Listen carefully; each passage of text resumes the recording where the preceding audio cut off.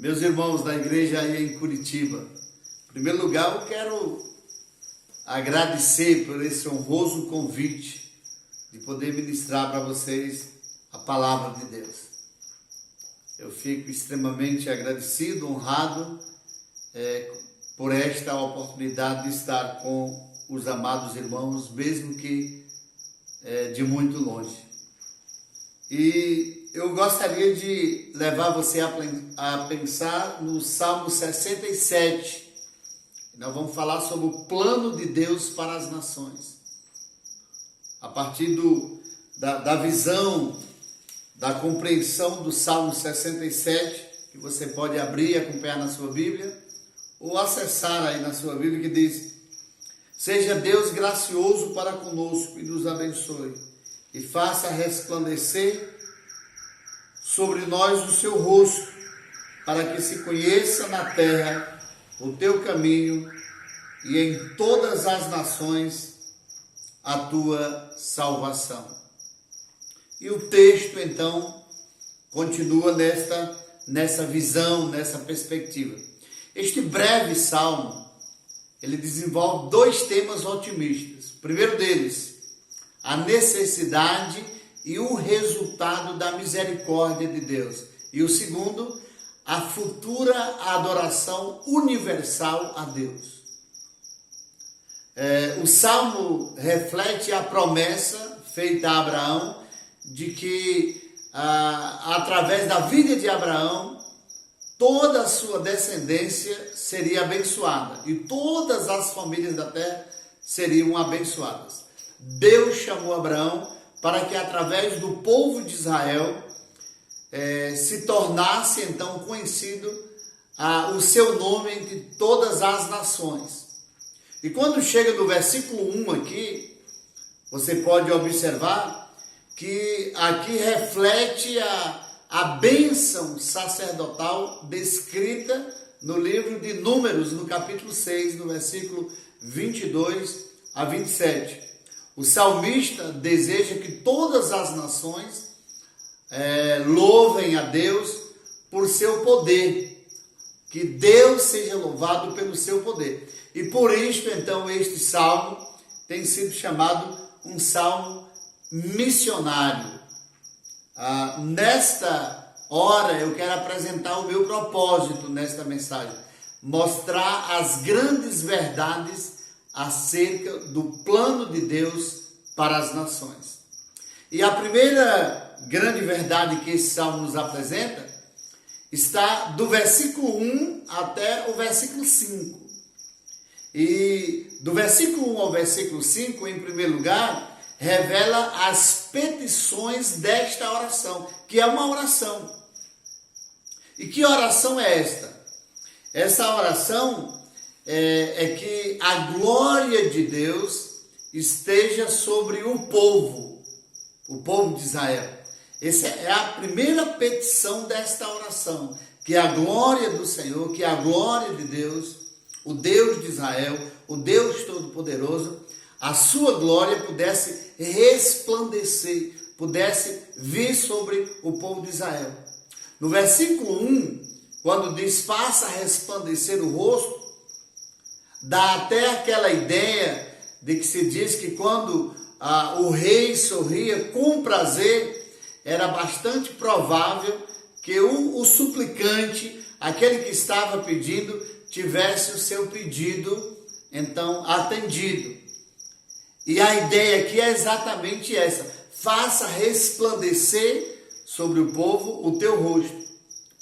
E neste salmo, e nesta petição aqui, nesse pedido, o desejo do povo é que Israel, como um farol de glória, como o farol da glória de Deus, pudesse ser visto por todas as nações. É esta a visão, é esta a perspectiva, é este o pedido, é esta a petição do salmista. Então, que a glória do Senhor viesse sobre o povo de Israel, esta é a primeira petição. E um outro aspecto que nós podemos perceber é que a graça de Deus estivesse através de Israel, chegando até os gentios. Ou seja, Israel seria o expoente, seria o agente, seria o canal da graça de Deus para as nações. Olha como é interessante, a glória de Deus vem sobre Israel, Israel se torna o canal para que a graça de Deus possa atingir os gentios. A gente pode perceber isso no versículo 2, no versículo 3 e no versículo 5. No versículo 2 diz, para que se conheça na terra, para que a tua graça possa chegar a todos os povos. O que nós percebemos aqui é que no primeiro momento a glória de Deus vem sobre Israel, numa perspectiva de visão que a graça de Deus possa chegar aos gentios, e num terceiro momento que a adoração a Deus seja universal, ou seja, os povos, se você observar o que diz no versículo 5 do nosso texto aqui, lido, louvem-te a ti, ó Deus, os povos, louvem-te os povos todos. Ou seja, que a adoração ao Senhor seja universal. Os povos aqui são convocados a prestar culto a Deus, como resultado da graça de Deus de tê-los alcançados. É um salmo de ações de graças, que invoca a continuidade da bênção de Abraão sobre a vida de Israel, para que as nações possam experimentar a salvação, a justiça, a generosidade, e assim venham louvá-lo e adorá-lo. Qual é a grande lição, meus queridos, que nós podemos tirar aqui desta primeira parte? A lição que nós trazemos para nós como igreja em Curitiba, ou igreja aqui no sertão nordestino, ou igreja em qualquer parte, a lição é: a igreja tem a missão de orar pelas nações, no desejo de que Deus seja adorado em todo o mundo. Essa é a grande lição, essa é a aplicação prática, é o que nós aprendemos desse resplandecer da glória sobre o povo de Israel, da graça que chega através de Israel a todos os povos, de todos os povos adorando o Senhor, e isso tanto para Israel quanto para nós hoje traz a lição de que nós temos uma missão, e a nossa primeira missão é de orar para que todas as nações, para que todos os povos possam adorar o nome do Senhor. Mas para que isso aconteça, é necessário que eles ouçam do Senhor, e é necessário que eles experimentem a graça de Deus. Eu gosto da palavra adorar, porque se você tirar o A e o D, fica orar. A palavra adoração, se você tirar o A e o D, fica oração. E aqui neste salmo aparece a palavra oração no sentido prático, no sentido real, no sentido do desejo desse povo. Não a palavra propriamente dita, como eu falei, mas a petição, o desejo de que Israel pudesse experimentar de forma extraordinária o resplandecer da glória de Deus, pudesse ser canal da glória de Deus, para que todos os povos tenham a oportunidade de adorar o Senhor. E aí agora eu estou trazendo uma lição prática. Nós, como igreja, temos a missão de orar e de buscar a Deus no desejo de que todos os povos e que todas as nações e que todas as pessoas possam adorar o nome do Senhor. E eu aproveito a oportunidade para falar sobre o sertão nordestino, sobre o povo sertanejo, sobre o nosso campo missionário aqui, onde temos espalhado a glória de Deus, temos cumprido a nossa missão, a missão que Deus nos concedeu, fazendo com que o povo sertanejo possa também fazer parte do povo que adora e que louva e exalta o nome do Senhor. Então, em primeiro lugar, nós falamos sobre as petições desse salmo. Em segundo lugar, esse salmo revela o plano e o propósito de Deus. Em primeiro lugar, no versículo 2, o primeiro propósito e plano de Deus é ser conhecido entre as nações. Olha o versículo 2, você pode acompanhar. Para que se conheça na terra. Então, esse é o primeiro grande propósito, esse é o primeiro grande plano, projeto, idealizado pelo próprio Deus. E o salmista retrata isso muito bem. Ser conhecido entre todas as nações.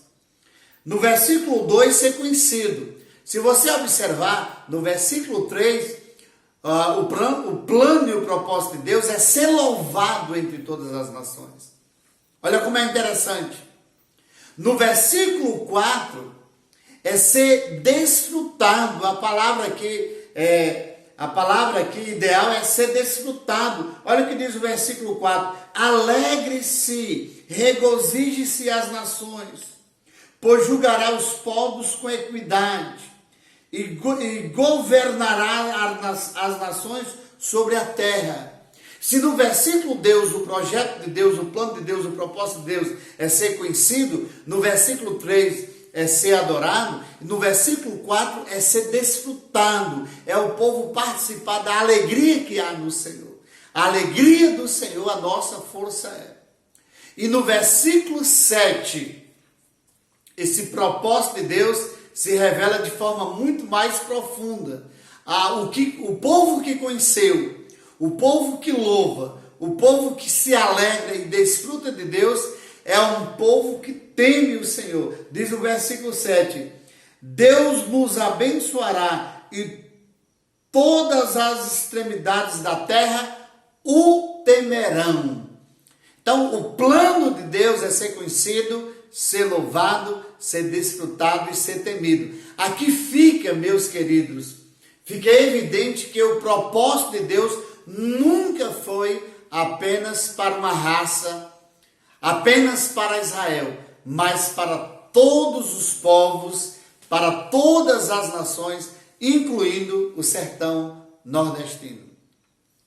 Deus, no seu propósito, nos fez igreja com a razão de ser e de existir e de cumprir uma missão, de fazer Cristo, o Filho de Deus, conhecido em toda parte, entre todos os povos e entre todas as nações. Qual é a grande lição que nós tiramos aqui nesta segunda parte?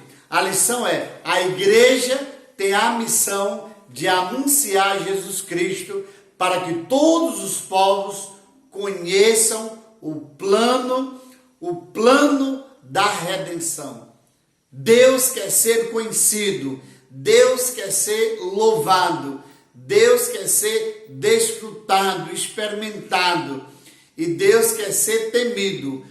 Para que isso aconteça, a igreja precisa cumprir a sua missão, anunciando Jesus Cristo a todos os povos, do outro lado da rua e do outro lado do mundo, no nosso contexto onde estamos inseridos como igreja, e também enviando ofertas, contribuindo, fazendo parcerias, enviando missionários para pregar em toda parte e intercedendo, orando por aqueles que estão na linha de frente, por aqueles que estão na linha de frente, anunciando, pregando e proclamando o nome de Jesus.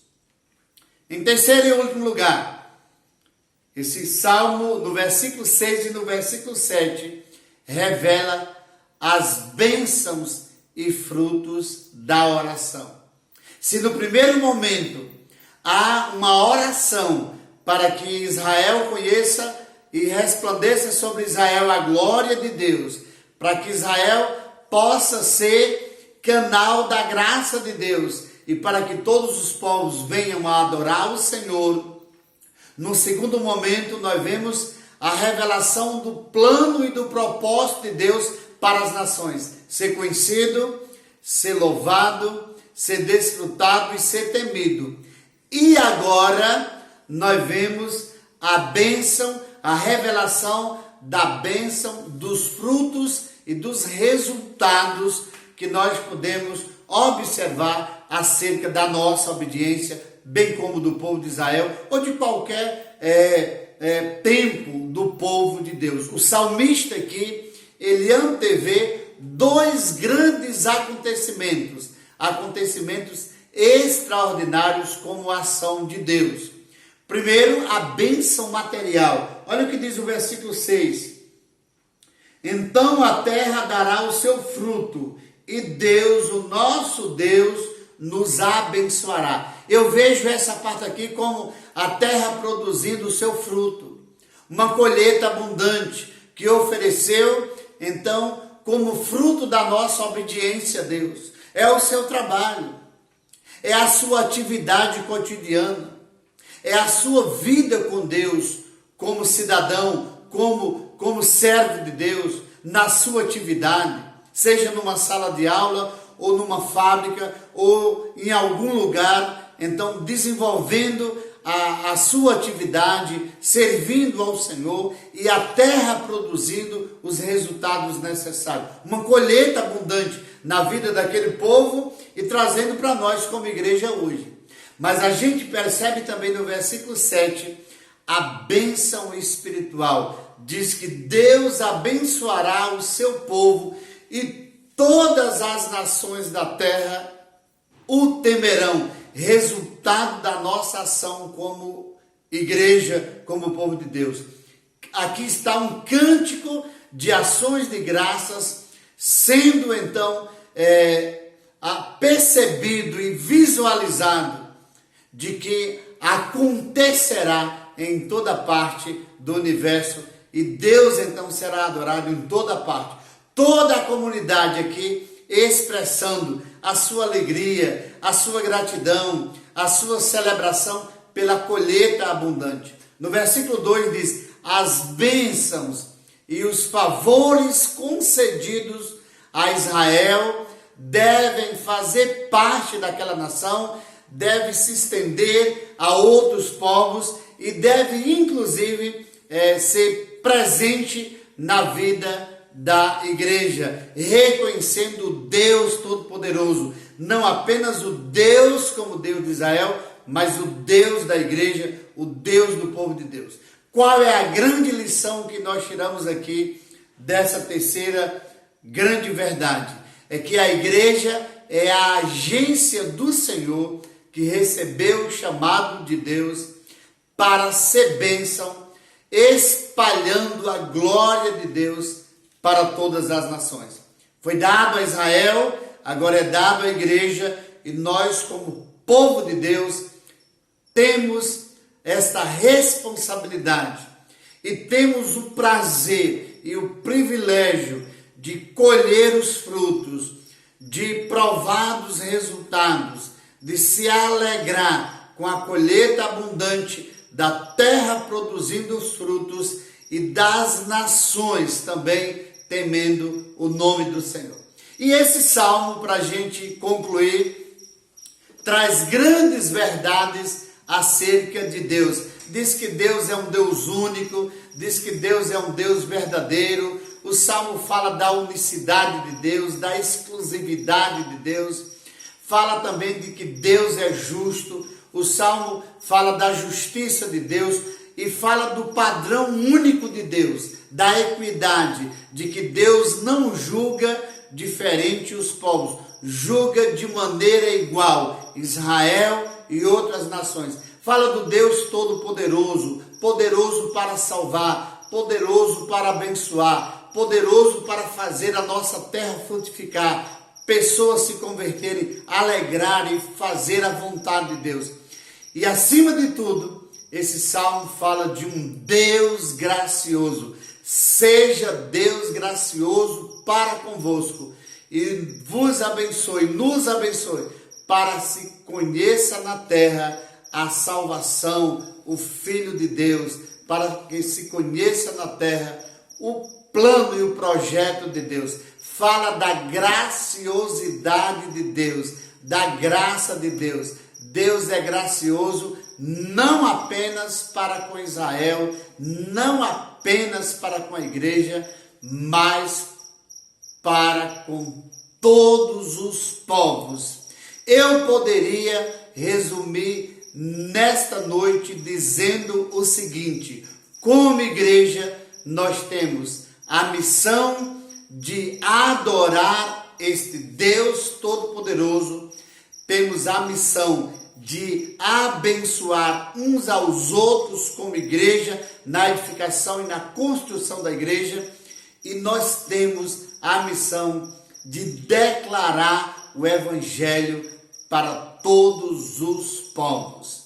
Este é o plano de Deus para as nações, através de Israel no Velho Testamento e através da igreja nos nossos dias.